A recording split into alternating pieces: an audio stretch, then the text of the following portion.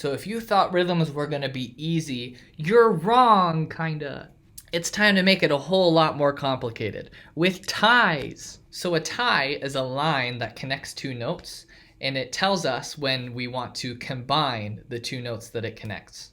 It looks like this. Mr. Barker, you an idiot? That's a slur. Here's the difference. A slur is between two different notes, and it tells us to not articulate between those two notes.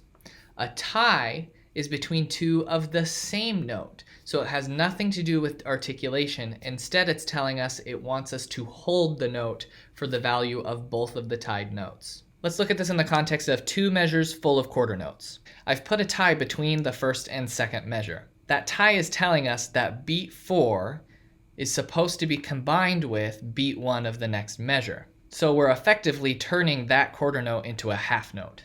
It'll sound like this.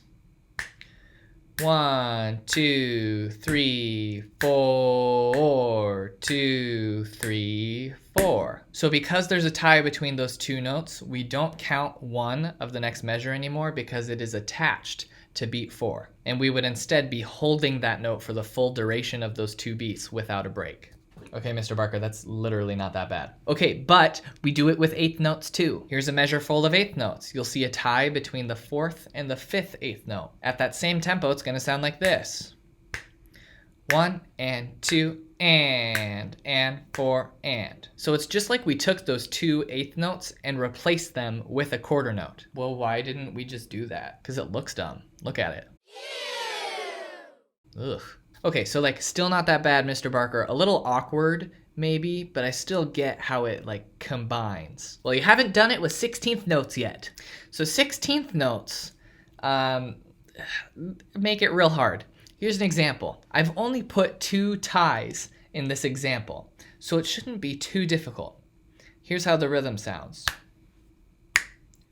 1 and E and 3 E and. Huh? Yeah, so ties make things way more complicated because they're causing us to emphasize beats that are not the downbeat anymore. So it's no longer about 1, 2, 3, and 4. Suddenly we're really focusing on and E. And it makes it really awkward for us as we're trying to figure out the rhythm.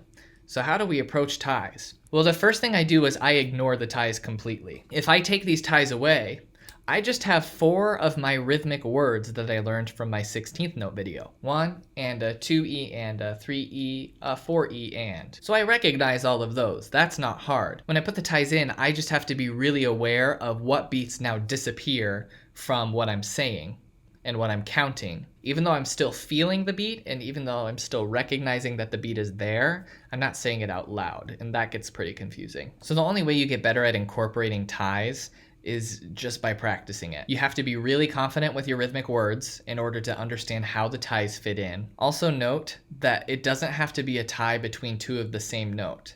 I can tie an 8th note to a quarter note. I can tie a half note to a 16th note. And it still is the combination of those 2 notes that I'm holding it for. So hopefully this helps you understand how ties work. If it's still troublesome for you, just scroll to the bottom and click on the button that sets up an appointment with me, and we'll talk.